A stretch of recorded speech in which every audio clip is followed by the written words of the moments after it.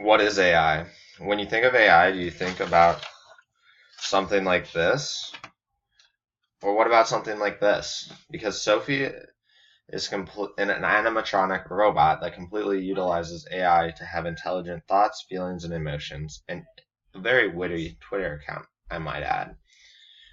However, AI is so general. It's a little bit like talking about water. Water can be used for power, hydration, and fun, much in the same way that AI can be used for things such as chess, beating the best humans in the world at chess, which was developed by Google's DeepMind, or even self-driving cars, which is currently being developed by Google, Uber, and GM. But experts who always seem to love numbers that end in 0 or 5 think that level 5 autonomy will be available by 2020 or 2025. Just for frame of reference, level 4 autonomy is when are the most advanced cars out there currently, much like the one pictured in this image. They can drive through most situations, however, oftentimes in construction zones or tricky traffic situations, the driver will need to take over. Level 5 does not have this drawback. Level 5 can be operated solely by the vehicle. This means that on your next trip to Sedona or Flagstaff, you could simply take a nap in the car and arrive safely. One of the key elements of self-driving cars is image recognition software that can tell the difference between this object and know that they are different but have the same meaning. This is done through a system which has categorized the largest number of images into particular categories called ImageNet.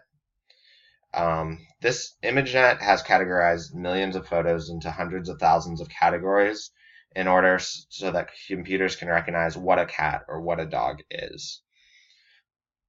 These objects have been trained over several iterations so that when the machine sees an object, it can identify something. So for this example, it would know to stop, and this one as well. Little bit about how a self-driving car does this. So a self-driving car does get GPS data, but that is a secondary source for it. That'll tell it big major level traffic decisions like turning, directionality, and speed limits if there are no cars. However, local data is the most relevant and input data that it responds to.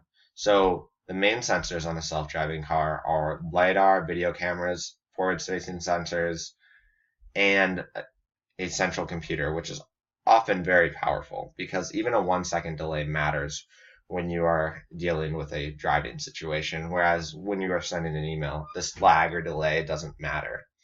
So what a self-driving car does is has the LiDAR spin around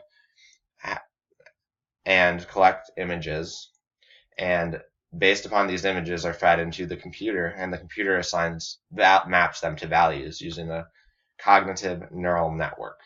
This cognitive neural network, much in the same way that image.net maps these images, assigns relationship values to everything, weights it, and makes a decision on what that object is. So cognitive neural network, unfortunately, is a black box algorithm, and by the nature of it, you can't know what the car is deciding, but you can train it to decide based on certain factors. So it's basically like giving someone a philosophy and not telling someone what to do. And that's a key theme with AI, is that we are basically giving philosophical thought to things and pushing them in the right direction, which some people think is very scary and will lead to the Terminator. However, I'm very optimistic about the future of AI and think that this is not the case. So back to self-driving cars. So what is happening on the screen? This is a very busy intersection that you might see in a major metropolitan downtown area.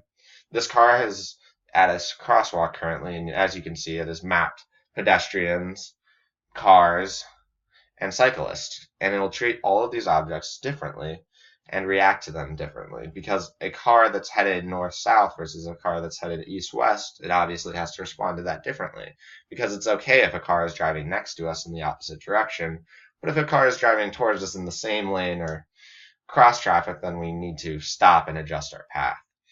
These are all things that the car is making decisions on in near real time at this point. I'm honestly incredibly excited about the future of AI and hope that we continue to pursue it because I love the idea that my car will be intelligent and be able to take me places that I've never gone before. Um, One of the major reasons why we need this technology is because the cost of not having it is simply too high. Last year in the United States, there was 6.3 million accidents rounding up and 42,000 fatalities. And this is just an unnecessary stressor that doesn't need to happen. Um, just for an idea on scale, 42,000 people is about how many people are on ASU's Tempe campus. So just imagine eliminating ASU Tempe campus every year. It's tragic and it's something that can be avoided and something that we can use AI to help us with. Thank you very much for listening, and I will leave you with my final question. But before I do, here are the sources that I used. I watched a lot of TED Talks on this. I read a lot of academic research papers, and I read a lot of tabloids and opinionated pieces as well to get a real breadth of what are the thoughts on self-driving cars and AI and how is this going to mix in. This is obviously just one of many topics that I could have explored.